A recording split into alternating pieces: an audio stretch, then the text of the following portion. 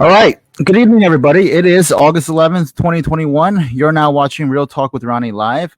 You might be wondering, why is Ronnie on a Wednesday night when we're typically on Sundays? Well, we made a little exception this week. We postponed our Sunday show until today because my guest tonight had an issue with his internet, right? And we were told that by Wednesday he would be up and running, and he is. And also, last Sunday I was doing some campaigning in Fair Lawn. Every Sunday they have a concert in the park that starts at 8 p.m. and I was never able to go to that. But last Sunday I had a chance to go, and I met a lot of voters, and it was a great time. So I might want to ask you guys: do you guys think going forward I should keep the show on Sunday nights at 8? Or should I push it back till 9 p.m. or somewhere during the weekday? I'm still trying to get the feedback. But anyway, we are very happy to have my guest tonight. My guest is a battle-tested a political veteran, right?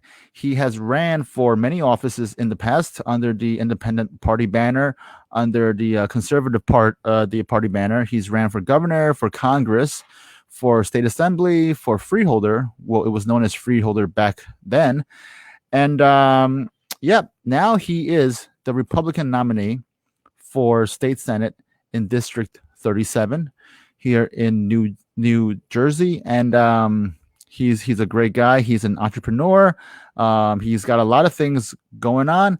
And I believe he also had his own television show back in the day when he was the host. So we're very excited to speak to Mr. Michael Koontz. All right, so let's bring him on. Hi, Ron. How are you? Hey, Mike. How are you? Thank you for coming on my show.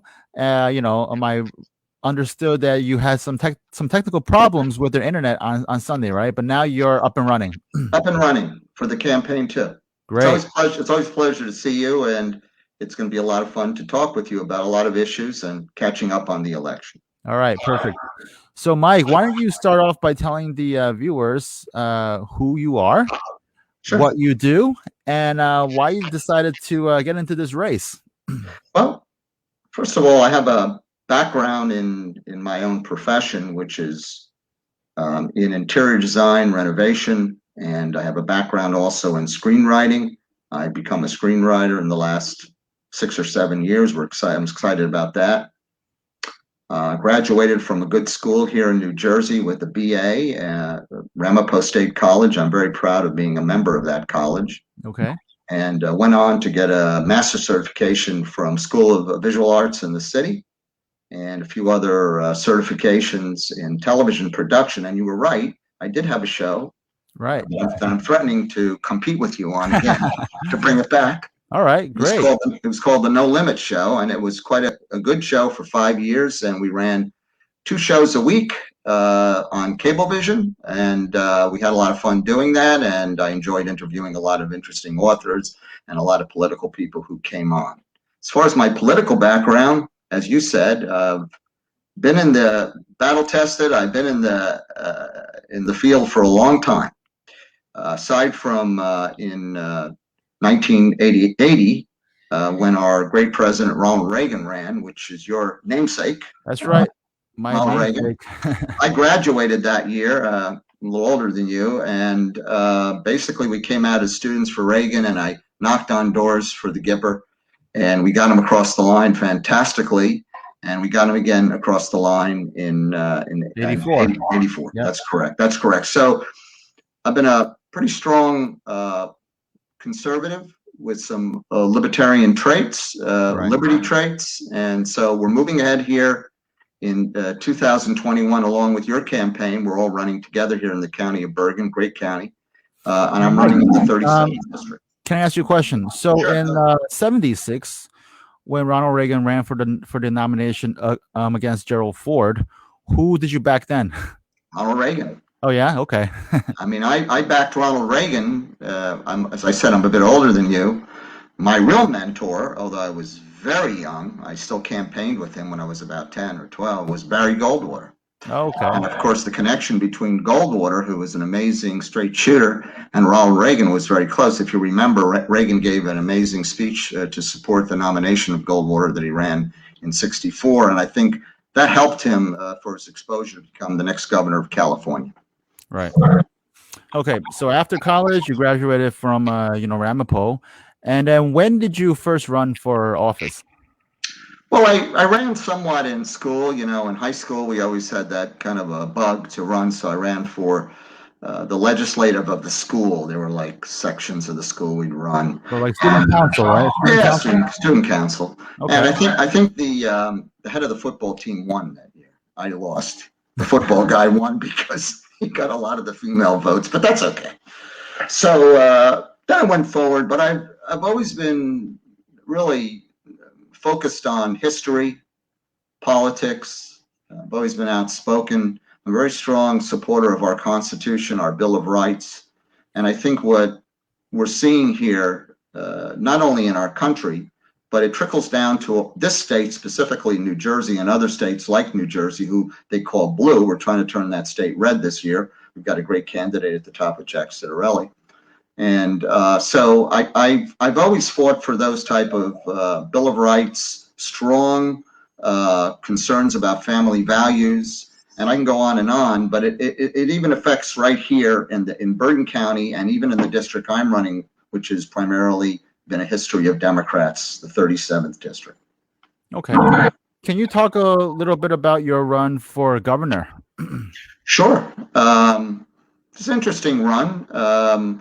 The Conservative Party of New Jersey was founded out of the Reform Party.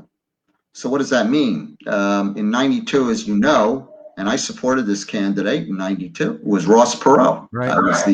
I was the co-coordinator in Bergen County for Ross. I felt we had a chance to bring new ideas and entrepreneurship and bring back some of the values through Ross. He was a great candidate. And then when Ross had lost the election, but had garnered close to 20% that year, if you recall, it did affect the election, obviously. The Reform Party started to merge with a very small Conservative Party. So we got a huge bump from the reformers in New Jersey, and they merged with the Conservative Party of New Jersey. And at that time, our chairman was Thomas Blomquist, who we learned everything about grassroots politicking. In fact, his book, Grassroots Politicking, if everybody wants to grab it, anybody who's interested in campaigning, it's the greatest book to outline how you start right outside your front door, and then you start to tell a message to your neighbors and how you actually campaign and what it's all about. So be that as it may, I ran for quite a few positions with the NJCP at the time, which was very strong. In the 90s, the late 90s, we were running an assembly candidate, a Senate candidate, and in most counties at that time, freeholder candidates in every election across the boards. And at that time, of course, the Republicans at that time were not too happy with that, but we were trying to really put the fire to the feet of the Democrats and the Republicans in New Jersey so they could become more interested in concerns of the individual person, the business person, our schools, and so on and so forth, and especially taxes, because we've been hit with taxes horribly. So in 2001, I guess because of my experience of running with the party and previously, I was given the opportunity and I was given the nomination. We had to go through a nomination process. I had two other opponents, and this was statewide. Now, the New Jersey Conservative Party at that time was fairly strong. We didn't have committee people because we were not Republicans or Democrats, but we had about 20 or 30 people in each county that were very strong conservatives. Mm-hmm. And they all turned out at our convention in Ocean County. And I had to speak along with the other candidates, and I was able to secure the nomination. And then I started out on my first campaign as a governor's candidate. And I crisscrossed the state. I mean, even though I was an independent candidate, I went and spoke at Rutgers. I went and spoke to Princeton. I went and spoke to all the community colleges. I spoke to many, many events. So I treated it as though I was a regular candidate for one of the major parties. And again, I was the only candidate who was asked to speak at a debate between then the two major candidates, which was Jim McGreevey, who eventually became governor, and Brett Schindler. Right, the former mayor of Jersey City, right? That's right, Brett Schindler. I knew him very well. Good man. All right. So this was 2001. Wow. So exactly 20 years ago, right? That's correct. So since that race, you've also ran for Congress too, right? No, I ran for Congress just before the race for that was in the 9th district, before it was rezoned, as they say, and that's when Steve Rothman was the congressman there. And I ran both, and a good friend of mine I ran as an independent was Steve Lonigan. We all know Steve Lonigan, and he's very former well mayor of Pagoda, right? Pagoda, and he ran many strong races across the state. Unfortunately, he didn't make those races, but we were always strong supporters of Steve. Okay. So throughout the bulk of your political career, you've been running as an independent candidate, right? Right. So how come this time around you decided to run as a Republican candidate for state senate? Well, I was given the opportunity. In other words, I came down actually from the 39th district. I've only been in the 37th for about 3 years. And a lot of the committee people that I know, some of my running mates, suggested that we step out and run for that position in the 37th district. 37th district tends not to be that popular amongst Republican candidates, simply because the district, its history, if anybody knows the history, has been held by the Democratic Party and the district since 72. They have quite a few of iconic senators that everybody's familiar with. The current senator is Loretta Weinberg, right? And she's retiring. Of course, is retiring. That's correct. And then Gordon Johnson, who is the current assemblyman, is the Senate candidate nominee, right? Yeah, he's you would call Gordon would be my opponent. Right. He ran a very tough race, a kind of a bitter race with Valerie Huddle. And it was actually Valerie Huddle in 2000 that I opposed as an independent candidate for Freeholder, as you say, they call it, the committeeman today. So I knew Valerie, and it was a tough race between them. I think there was a lot of problems there in terms of internal problems with the Democrats, but that's their problem. Okay. So as you mentioned, the 37th district is a very Democratic, place. Absolutely. It's been Democratic since you said 1970 something, right? 72. 72. All right. So what are you and your running mates going to do this time to kind of buck that trend, to kind of get voters to come over and vote for, GOP? Okay. So as far as boots on the ground, we do have a political plan to get many of our volunteers out, knocking on doors, attending all the necessary meetings in the district, all the events, the fairs, and so on and so forth. And one of the main messages that we want to get to a fantastically diverse community. It's diverse. It has the most diversity almost in the state, with African American community, Asian American community, Hispanic American community, white American community, and on and on and on and on. So our message will be going step by step. We'll be visiting all the businesses, the retailers. We'll be walking into those stores, explaining our platform and what we want to do to change improve the district. So we're going to we have a very strong message. We have a great website, which I think you've mentioned, which is contractwith37.org. Yep. Everybody can go there. Everything is very clear about our platform and what we Here it is, contractwith37.org. Now, I've noticed that this kind of like a play on the contract with America that was done by Newt Gingrich, right? I had to get permission from Newt. No, I'm kidding. But no, we that's absolutely correct. Right. That just came to me. I'm a creative guy. And I thought, why don't we bring that back, contract with America, and make it contract with the 37th. So that's our feature. That's really all of the signs that we'll be placing up. And we'll be placing up a lot of signs. People will be taking a lot of lawn signs. We'll be doing lawns high. We're going to have about 700, 800 signs. That's going to be the feature. That's what you're going to see. You're going to see contract with the 37th. So we want people's curiosity to peek and go to the website. All right. We have a comment here from one of our viewers. It is from Mike Gardner. He is, I believe, he's the municipal chair in Oradell. It's a great town, and he says that the Republican Party cares more about residents. Do you think that's true, Mike? Say that again. Give me that question again. Well, Mike Gardner, he commented, I believe, to what I asked you, like, what will you do to make voters vote for the GOP this time? Because the Republican Party cares more about residents. Right.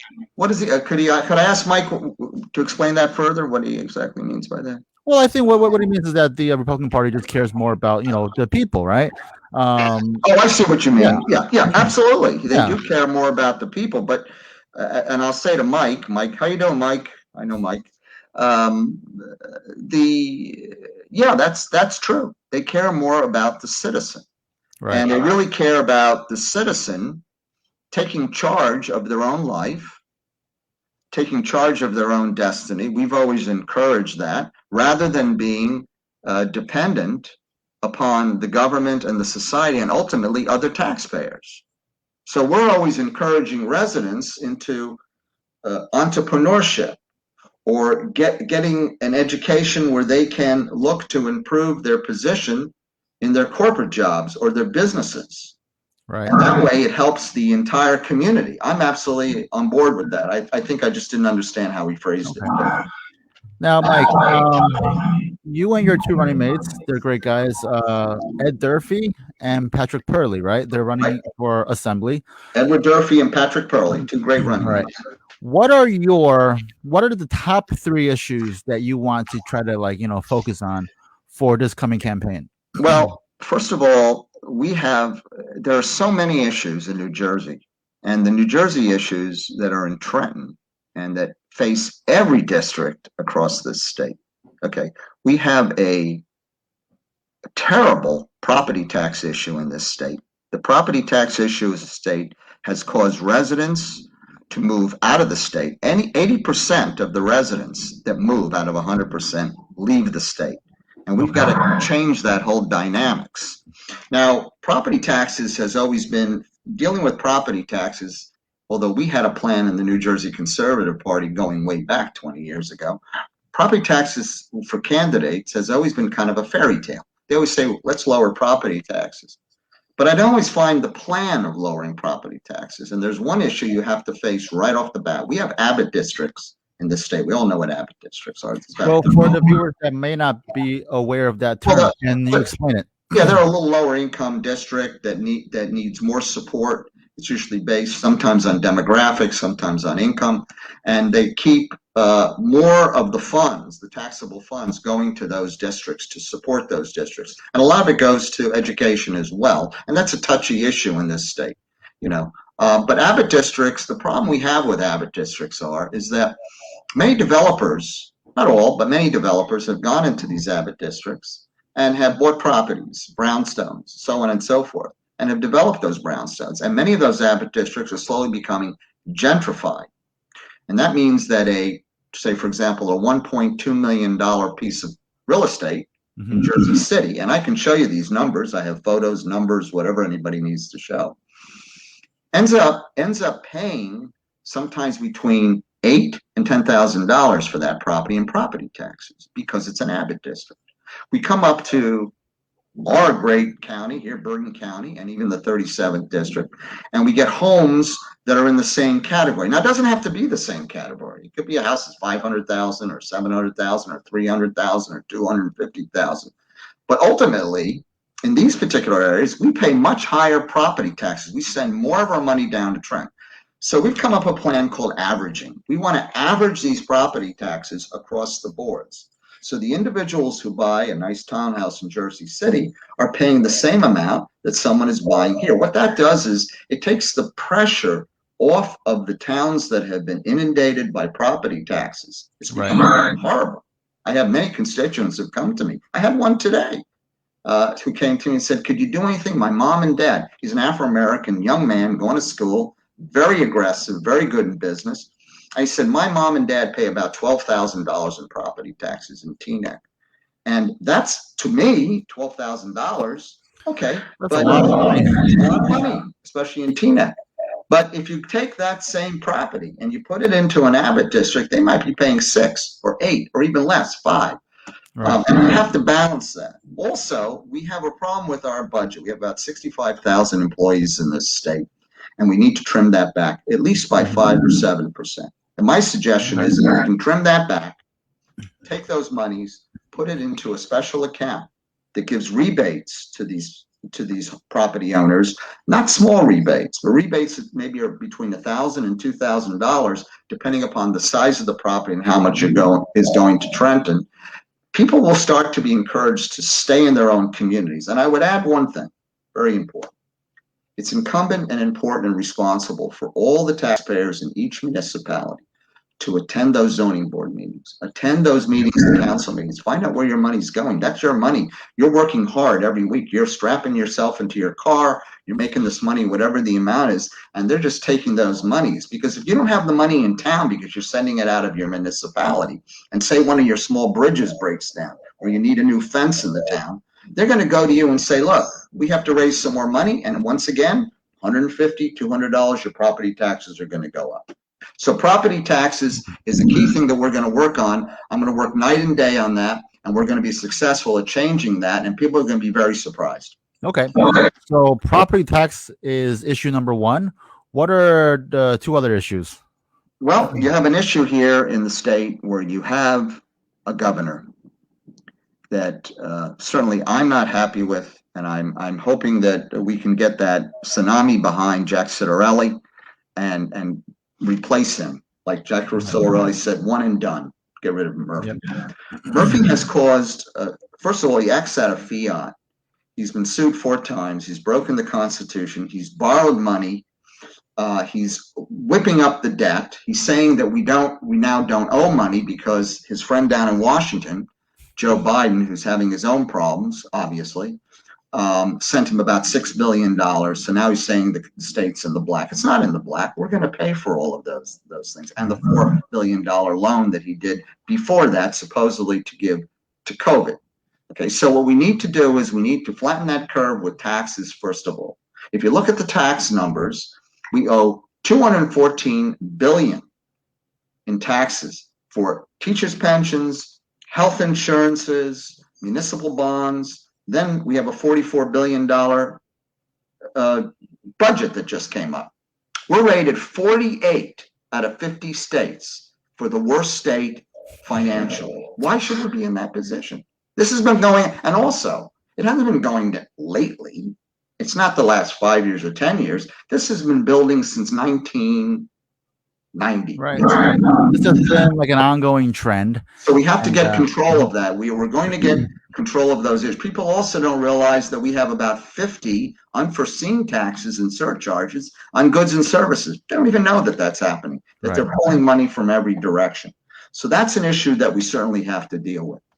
There's a variety of issues connected to all of this. We have a sinking DMV. We have DMV that's been horrible since this pandemic. Well, the DMV has always been bad, but in recent years, especially in the midst of this COVID, it's been even worse, right? Yeah, you can't get. I just had a constituent come to me and said, Mike, I'm a senior citizen. I've just gotten a new car, or it's a used car, but it's a new car. He was happy to get this automobile. He couldn't get an appointment in Lodi, so he had to go online. He's 3 weeks out, and he has to go to another county with him and his wife to register his car, to get a new title, to get the title registered, to get the registration. This shouldn't be going on. This is another fault of Governor Murphy. This is a problem. That's shameful, right? Shameful. Yep. It's shameful. It puts an undue burden on the people, especially seniors. It puts a horrible burden on the seniors. Right. Another issue that I feel very strongly about, which should have been an issue, and some people scoff at it, but I don't really care, is that I want to remove the tolls on the Garden State Parkway. We know we're never supposed to have tolls on the Garden State Parkway. In fact, my good friend Jerry Cardinal, when he ran for governor in '86, he had a commercial where he was blowing up the toll booths. It was kind of funny, it was very animated, Jerry. And and of course we've lost him recently. Right. But the Garden State Parkway, this governor is just exponentially raising the bills on the tolls. He did it during COVID and used COVID as an excuse, like he used everything as an excuse.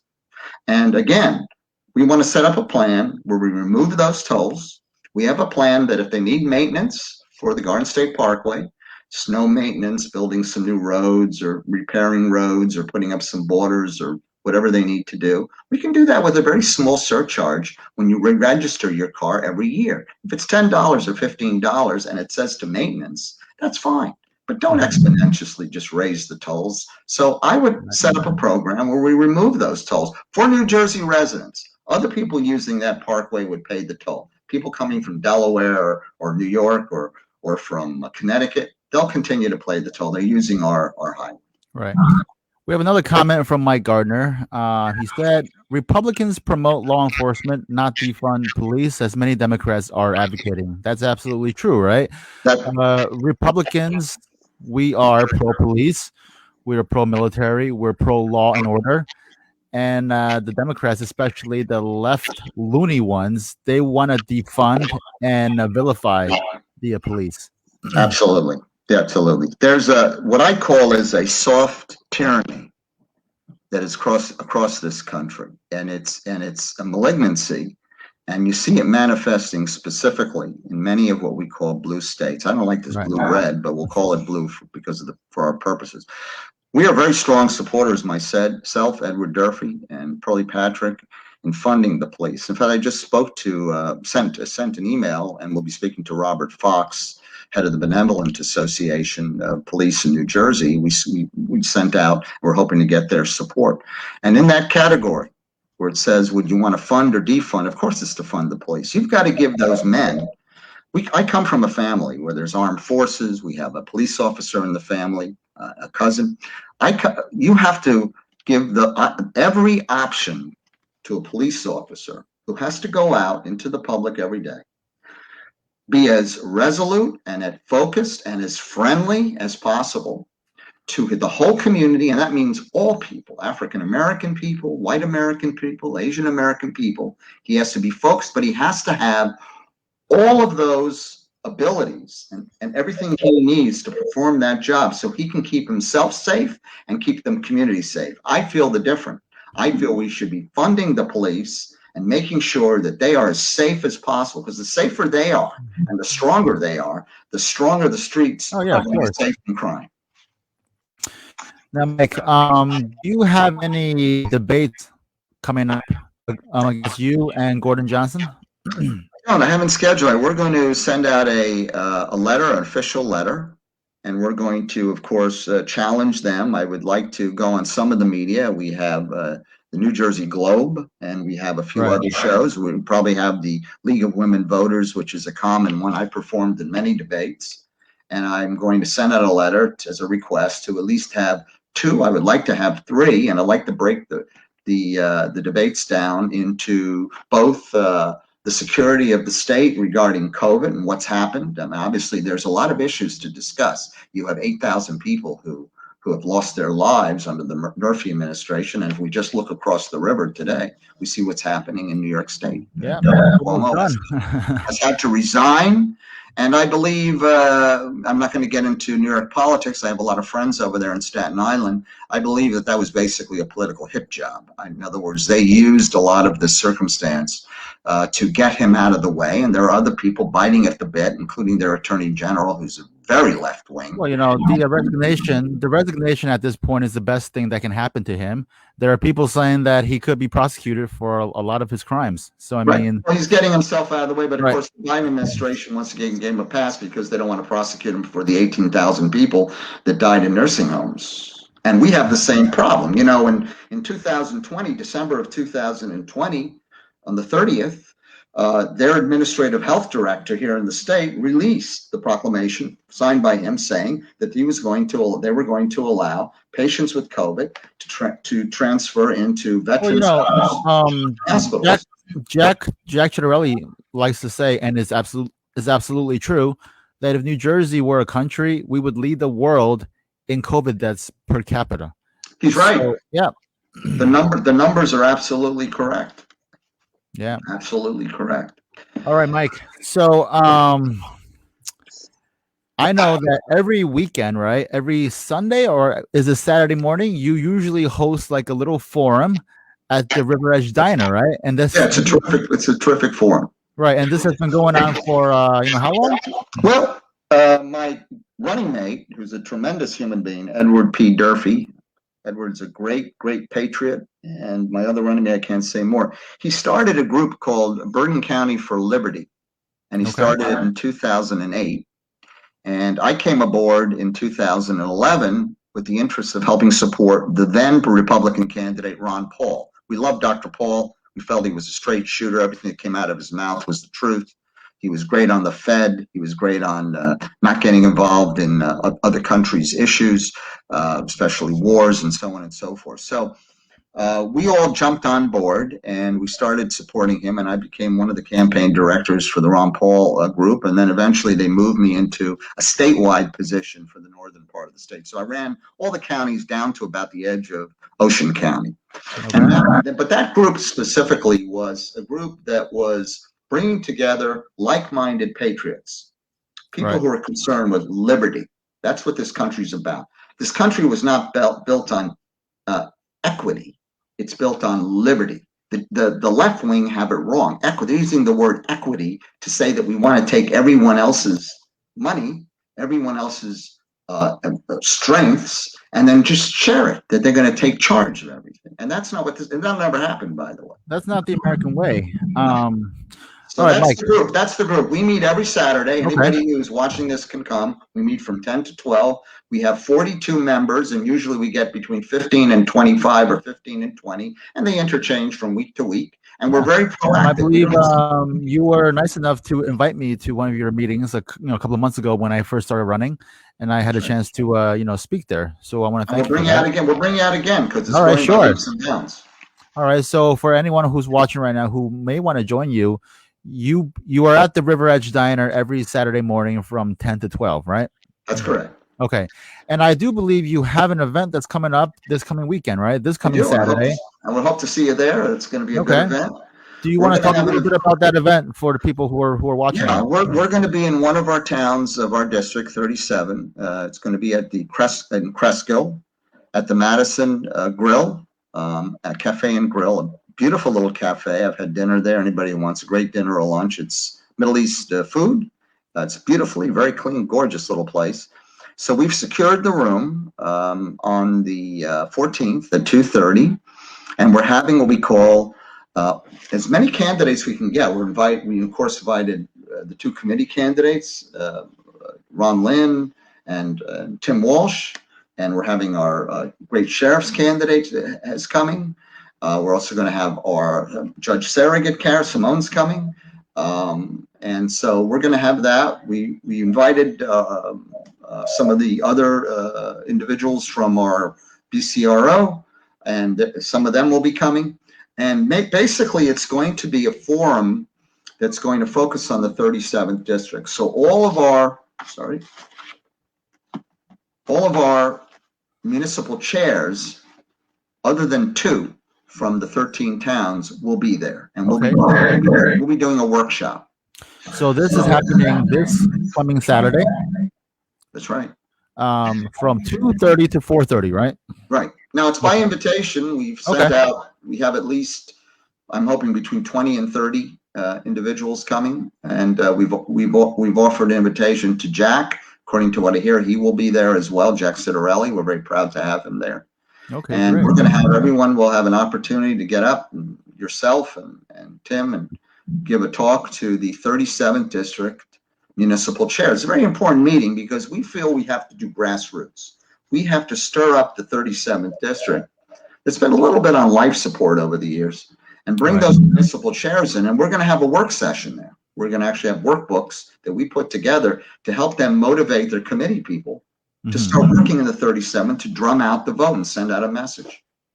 Okay. Well, I have great faith and confidence that this year your ticket will do a great job, and I hope that you guys can finally win and buck the trend and make the 37th district great again, right? So once again, I want to just throw out your website, right? It's contractwith37.org. So for everybody who's watching right now, I encourage you to go to that website, check out Mr. Mike Koontz and his two running mates and what they hope to bring to the 37th district. Yeah. Mike, I want to thank you for coming on. You don't mind today? If I hold something up, do you? I have a nice little. Go ahead. Here's one of our placards. Okay. And there are my other two running mates. That's Ed Durfee in the center and Pearlie Patrick. And you'll be seeing these all over. You may get this as a mailer. It's a terrific little mailer. And again, it's contractwith37.org. Perfect. Mike, has anyone ever told you look a lot like Rudy Giuliani? Well, you were really. There's two people who told me that. my producer years ago when I was doing my television show, and then you brought it up again when we went to the Lincoln. We went to the Lincoln dinner. Well, you kind of do look like him.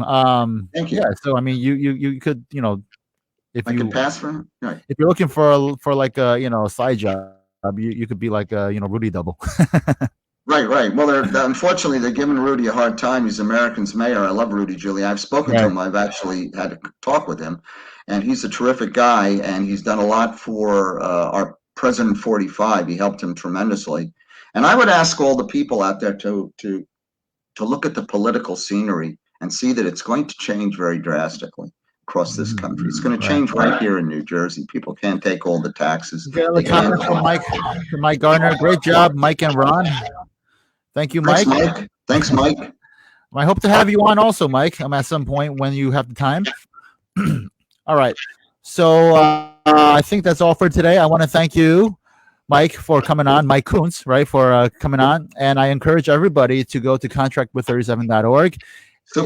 If you're free on Saturdays, if you want to, meet up with Mike and his running mates for breakfast, you can always check out Mike and his running mates at the River Edge Diner, right? Every Saturday from 10 to 12. And of course, this Saturday you have your event in Cresskill. Yes. So, So I hope to see you there, and I hope to see everyone who's watching there as well. All right, Mike. I wish you the best of luck in your campaign, and I know that I will be seeing you on the campaign trail. Okay. Thanks very much for having me. Thanks very much for having me on, Ron, and good luck to you as well. We'll see you again. Thank you. Okay. Thank you very much. Have a great night. Bye-bye. Stay well. All right, everybody. So that was my exclusive interview with Michael Koontz from District 37. I really think that him and his running mates, they're going to make a great showing this year, and they're going to flip that district red. Mike has a lot of experience in running for office. He's ran for governor, for Congress, for state assembly. So he is battle tested. And he obviously has the dedication and the know-how to be a great state senator. All right, guys, I want to thank you for joining me tonight on a Wednesday night. I know we're typically on Sundays, but, today was an exception, all right? But who knows? I mean, look, if Wednesday nights end up working better for our viewers and for everybody else, then perhaps we may change our time from Sundays to Wednesdays. So we'll see. But, guys, I want to thank you for joining me. If you think you could be a guest, if you have an interesting story, then feel free to email us, and I would love to have you on. Okay, you can email us at realtalkwithronnie@gmail.com. realtalkwithronnie@gmail.com. And for the time being, we will see you next Sunday live, August 15th at 8 p.m. Okay, next Sunday, August 15th at 8 p.m. Well, that's actually this coming Sunday, right? And once again, if you want to check out my campaign page for county commissioner, please go to ronaldjosephlin.com. ronaldjosephlin.com. I will be having a meet and greet or fundraiser at some point. I think at the end of this month or maybe next month. I'll keep you all posted about that. All right. In the meantime, you can catch us on Facebook. Okay. We're at facebook.com/realtalkwithronnie. facebook.com/realtalkwithronnie. And you can check out our YouTube page by searching for Real Talk with Ronnie. Okay, so it is Wednesday night. I want to thank every one of you for joining us tonight. I hope you have a great rest of the week. Well, this week is almost over, right? It's hump day. In 2 days, we will have the weekend. And then you'll have the pleasure of seeing me again on Sunday night. All right, so God bless, good luck, and I will see you all this Sunday. Okay? Bye-bye, guys.